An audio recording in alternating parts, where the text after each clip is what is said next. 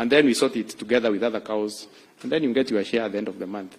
And that way we can bring the cost down, we can deal with the quality, and then you go to this export market we are talking about.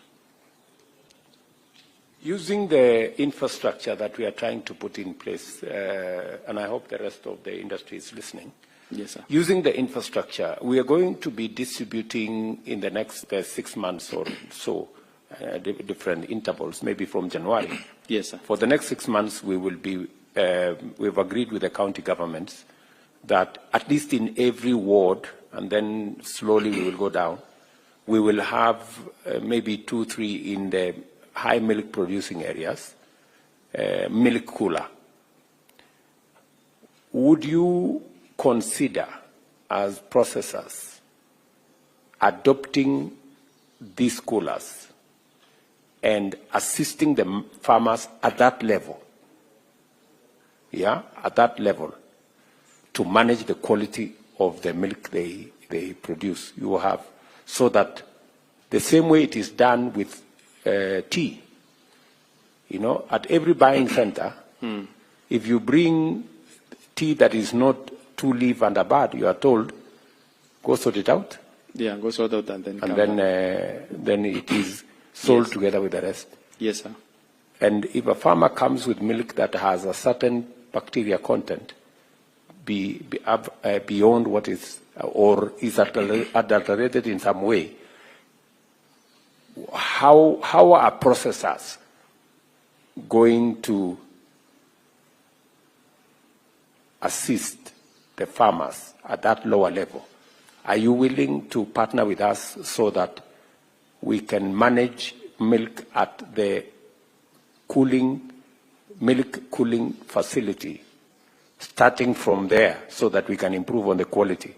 If you have milk that is of a higher quality, that gives you a better opportunity to have value-added products, that may mitigate the 50 shillings you are paying by making sure that you can sell the final products for a much more premium price. Or what?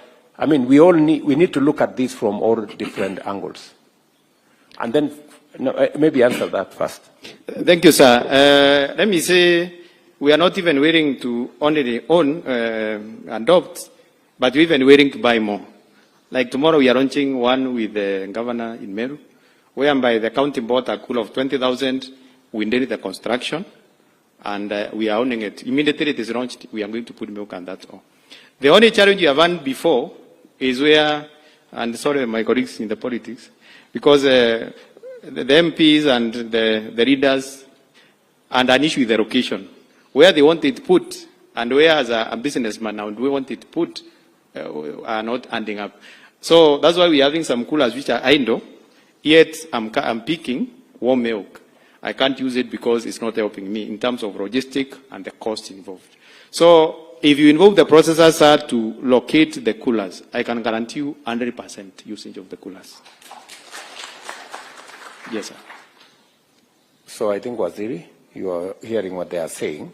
And so in the next rollout, let us bring the processors on board so that we locate where it makes the most commercial sense to everybody, including the farmers. And I think we should involve the farmers also in that exercise, so that we find the best, the most suitable location for locating these facilities. There was one final question I wanted to know, and I hope my people here are taking notes so that we can go back and synthesize what we are saying. I know you have said that you are willing to partner with us. Yes, sir. But as you can see, we are the ones investing in your business. True, sir. You know, we are investing in your business. All these cold chain facility, we have no processor ourselves. It's you who have the processors. This should actually be your investment. You should be the ones investing in the whole chain, but we are supporting. True, sir. So what is your contribution? Because... But you are also you, sir. We are also your children. We are part of this country, and the work we are doing, we are supporting in many ways. We are employing people. We are paying taxes, PS1, all those, just to make sure that this country of ours is moving forward the way you are just pushing. All right. I'm very happy. The latter gentleman. Thank you very much for your candid answers. Thank you, Kenneth. Thank you very much. I'm very happy. Thank you, Your Excellency, and all protocols observed. I just wanted to share with you a story, Your Excellency. So I represent LATO, and we are the first company, I'm Kenyan, and we are currently, sorry. Okay, sorry. Yeah, so Your Excellency, we are currently present in 15 countries exporting from Uganda, and we've also now invested in Kenya. So we just wanted to share you the journey of how we made it successful in Uganda and how we can also make it successful in Kenya, right? So you touched on the right points about how do we help the farmers, the small-scale farmers. Some of the things that we've been doing is the biggest issue that the farmer has is money. A lot of training can be done for the farmers. They all know what needs to be done. They need to feed the cow. They need feed. They know that the weather is very predictable, but nobody's storing silage for the dry weather. So when it comes to smallholder farmers, the thing that we need to do the most is actually how do we provide affordable finance to the farmers at realistic interest rates so that they can invest for silage and for the cows to manage the seasonality, which is the biggest issue on the farms. The second issue that we work with farms is now we've started growing maize of our own, and with better, because when it comes to what you mentioned, that other people are growing maize and they're trying to sell to dairy farmers, there's always a margin that the other person wants to make. But if a processor is the one who grows the maize, he can always make it up in the milk business. So there's more incentive if a processor is directly involved in the growing of fodder and silage, because that's when we can always balance off the upside in the milk profits with that.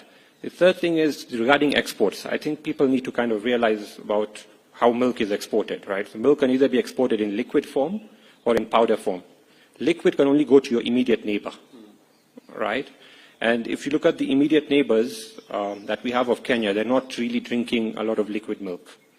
So effectively, if Kenya wants to have a meaningful export of milk, it has to be in the form of either cheese or in the form of powder. Now, these are the only two products which can then travel distances, whether we're talking of West Africa, Algeria, and so on. Now, when you go to these markets, it's very difficult to just trade it purely. So for example, if I'm a producer in Kenya and I produce a bag of powder, the customer in Congo has options of buying from New Zealand and from Kenya. Why will he buy the Kenyan one? Right? And so effectively what tends to happen is you start getting an African discount, right? And that further puts pressure on the cost that you need to get to sell in those markets. Now, generally what happens with companies such that have done it successfully globally is that not only do they have production in Kenya, but they go and set up distribution in these markets.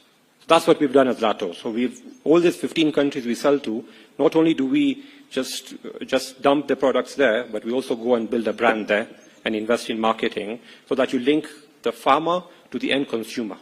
If the minute you have intermediaries in the channel, you will not be competitive. It's more like the fuel business, where the petrol stations they own the petrol station and they also own the oil that they're producing. So the issue of if Kenya wants to become an exporter of powder, then it has to fix cost of production. They've discussed here numbers of we are at 760 and Uganda is at 500 and something, and globally. So globally, the price of powder has averaged $4,000 a ton. So for us to even get to, right now it's at $2,500 because of the oversupply, but 10-year average is $4,000 a ton. So if we look at $4,000 a ton, we would need prices in the range between of 30 and 40 shillings for you to even do a powder business. And if you want to get to that price point, you need to remove intermediaries for the farmer. Because the minute we have so many suppliers supplying the farmer, then the cost will always go up. And the only way you can do that is that if the farmer starts doing majority of the inputs on farm. Now, globally, there are 3 or 4 countries which control more than 60% of global exports. These are Ireland, New Zealand, and basically what they have is that 90% of the farming is pasture-based. So if we promote our farmers to go more intensive, we are going to breach that 35 shilling cost of production. We need to teach our farmers to go less intensive. That's what's happening in Uganda. They don't have any supplementary feed. There is no concentrate. There is no animal feed. They only feed the cow what's available in the shamba. So effectively, if we want the dairy sector to grow, the growth has to be sustainable. If we're going to grow it at paying 50 shillings and buying external fodder and external concentrates, it's not sustainable. The other issue which we've had in the market, Your Excellency, is that malnutrition is a big issue in the region. 30% of our children are stunted. Milk is the solution. They're saying the population of East Africa is going to double in the next 10 years. 30% of that children, if they're going to be stunted, what are we growing? What are we bringing into this, to this world? And milk is the solution for it. So milk consumption is important, that we encourage milk consumption. But the challenge we're facing right now is that as we increase the price, like with the minimum pricing of milk going up, most of the processors' sales have gone down in the past 2 years. So increasing the price to support the farmer is not sustainable, because the consumer, on the other hand, who are 50 million versus the 5 million, are now reducing milk, and then malnutrition is going up. So at the end of the day, everything comes back down to productivity and the cost of the farm. Now, so I think we've spoken a lot of things here. If we want effects from the milk, it has to go, the milk price has to start coming down, and the farmer's cost has to start coming down. And then you need to get into the powder business. If we want to, we still have a very big domestic market, but for that, we need the price of milk actually for consumers to start going down. And then we've got certain products like, fermented products, mala and yogurts and flavored milk. I sell both in Uganda and Kenya. Statistically, Uganda now drinks more flavored milk than Kenya, which would shock all of you, but it does, right? And the simple reason is Uganda doesn't have any VAT on flavored milk, which is good for the nutrition of the children. In Kenya, we've got the VAT, which is 16%. So a mother will basically say, I'd rather just give chai, which I have to just mix the ingredients at home myself, than give flavored milk to my kid, because it becomes only a product for the rich, not for the bottom and the middle class. So this is just a few comments, Your Excellency, and we are here to support your processes. We believe that the East African community, because we work in East Africa, that we can feed the whole of Africa. There's around $5 billion of imports of dairy in Africa, 5 billion. If you look at the cows that we've got between Ethiopia, Kenya, and Uganda, and we combine the strength of these 3 countries, and we start working on the cost of production, we can actually take over more than $2 billion of imports that the African continent has. Algeria does 1.2 billion alone of imports. But again, they have the option of importing from New Zealand and from Europe. So we would always need to be at the same price. And it will all work, and I fully agree with you. It all starts with how we as processors and government start at the farm. And if we can get the cost at the farm right, we can then conquer the continent. Thank you. Thank you very much. Can you allow me to ask you one or two? Please, please.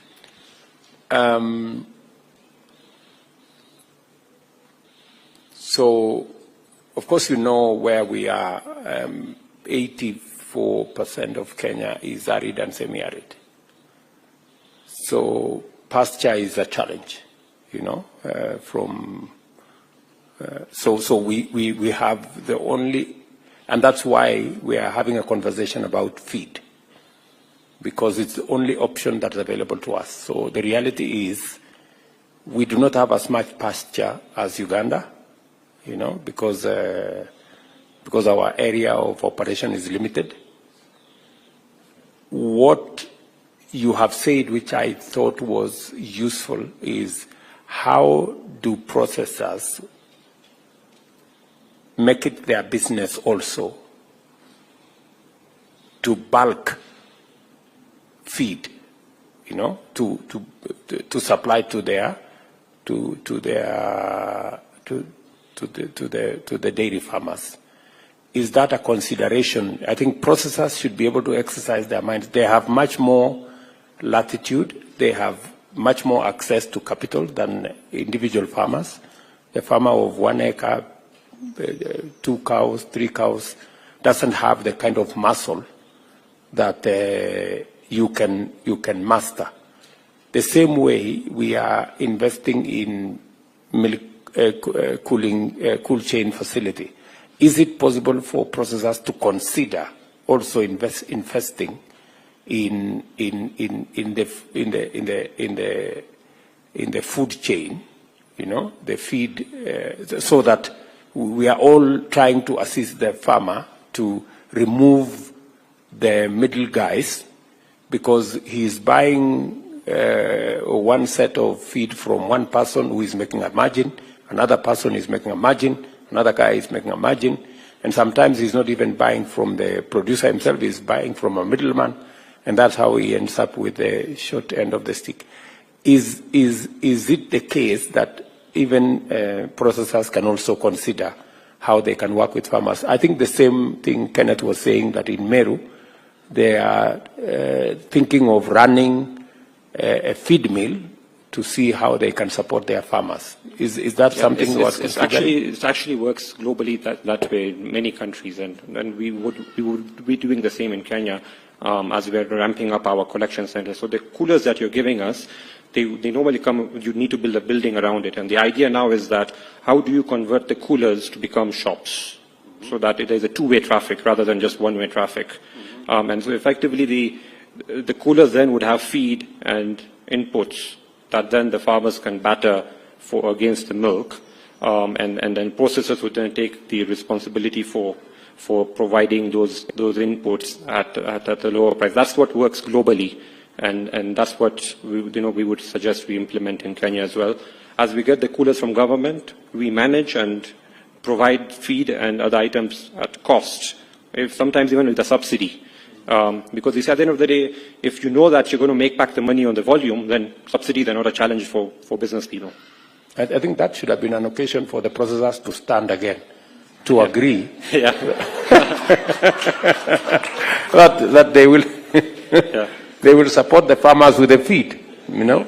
And I think we can then facilitate and make sure that the milk coolers we are setting up with the support of the county governments, we also improve the facilities around it so that you can also get feed from this facility, maybe even get some acaricides and some of the vaccines, and make the whole ecosystem work for the farmer, because ultimately it's important.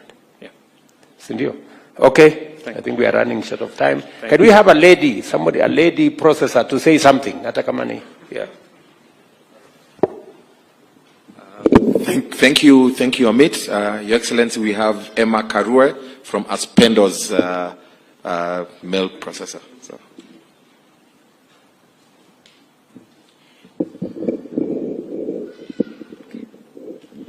Good afternoon, Your Excellency, governors, CS and PS. Good afternoon. My name is Emma Karue from Aspendo's Dairy, and I'm here to present some interventions on behalf of the dairy sector, which can stimulate the industry. First of all, thank you very much for these wonderful sessions and for including processors. We want to confirm to you that we are committed to ensure that the dairy sector is going to be one of the leading economic drivers for our people, to make sure that we have solutions for our own people. The first thing that we wanted us to discuss is about taxation. We've discussed in length about the cost to the farmers, but I also feel that we need to look at why is milk consumption in Kenya going down. We can produce a lot of milk. Kenya at the moment is the leading consumer of milk in East Africa. We find milk from Uganda is coming to Kenya. Everybody's trying to come to Kenya. But our consumption, per capita consumption in Kenya has gone down by 30%. So our proposal is we consider looking at fiscal measures that can reduce the consumption, the cost of production for the processor. The first one is taxation on packaging materials. It's very expensive. Can we look at reducing the tax on packaging materials? Can we consider that? Can we consider the taxation that we have when we are bringing equipment from outside the country? At the moment, all the equipment from the dairy sector have to come from outside the country. We find the tax regimes very expensive, and we can consider zero rating that. The second one, we've discussed at length about the El Nino that's coming up and how we can assimilate the milk. Our proposal is the establishment of a dairy fund that would be able to cushion our dairy farmers. Yes, we are willing to take the milk, but for now, the consumption per consumer is very low. So as my colleague, Mr. Gitonga, commented to you, we may take the milk and we are not able to sell the milk out. Are we able to convert that milk into milk powder? And is that milk available to private processors for us to be able to do that? That may be done by the local processors. At the moment, we only have 2 who have the capacity for milk powder. We can look at that in terms of El Nino because it's a short-term thing that we need to look at quickly. The second thing, we want to thank you, Your Excellency, for including the private sector on the allocation of coolers. This is the first time. It's never happened before. So we want to commit to you as private sector that the coolers that are allocated to the private sector, we are going to ensure that they make the lives of our farmers easier so that farmers do not need to wake up at night, late at night to take their milk to the collection sector. So that's a big plus. And we want to thank you for that. On the consolidation fund, commodity fund that you've told us about, we want to reassure you once again that we are going to ensure that we get the money from you and we pay it back. So thank you very much. And what that is going to do is going to assist us to purchase milk products and make sure that we can store that and sell it at a later date. We also want to thank you for the measures that you've put in place to protect our industry. The truth is, I don't know that the processors have said that, our milk is very expensive. We cannot compete with Uganda. We cannot compete with milk coming from outside the country. We start at an unfair level playing ground. Uganda will purchase milk at 25 shillings. We are purchasing milk in Muranga for 50 shillings at the moment. So once we purchase that and process it and take it to the market, we are not able to effectively control that. So we believe that with the measures that you're putting in place, especially on animal feeds, if the cost of production can go down for the farmer and the cost of production goes down for the processors, then that is the recipe that is going to stimulate the dairy sector. So we thank you for that. Now, the second thing that we wanted to talk about is export market. We thank you so much because one of the biggest issues that Kenya is not able to export our milk is phytosanitary measures. The coolers are going to increase the quality of our milk because the bacterial load of our milk is going to go down. So with that coming up, we are looking at maybe in about a year or 2, we should be able to export our milk outside. Now we have non-tariff barriers that sometimes are imposed by other countries, and we find that we have milk, but we are not able to export it outside the country. On top of that, if we can reduce the cost to below the ground, to below the global market, then we should be able to sell our milk outside the country. So we are also requesting for an establishment of a dairy fund and a 1.5 billion through the Kenya Daily Board to be able to assist in mopping up of the milk. Thank you very much. Thank you. Thank you. So can we have a summary of this? Thank you very much, Madam Karwe.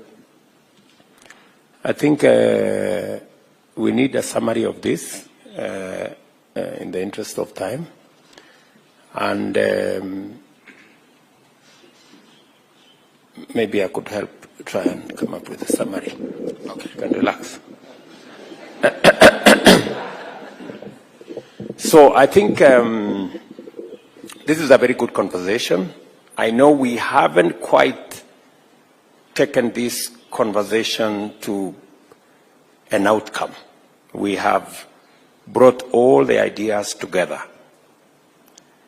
And having this conversation confirms to me that we have all the knowledge and expertise that can help us sort out the challenges we have in this industry so that we can achieve our intention as a country of using the dairy sector to drive our economy, create jobs, increase incomes, and also enhance our revenue. What I'm thinking is we therefore need a final meeting. David, I think you need to facilitate with the minister a final meeting on what is it that government will do and what is it that processors will do.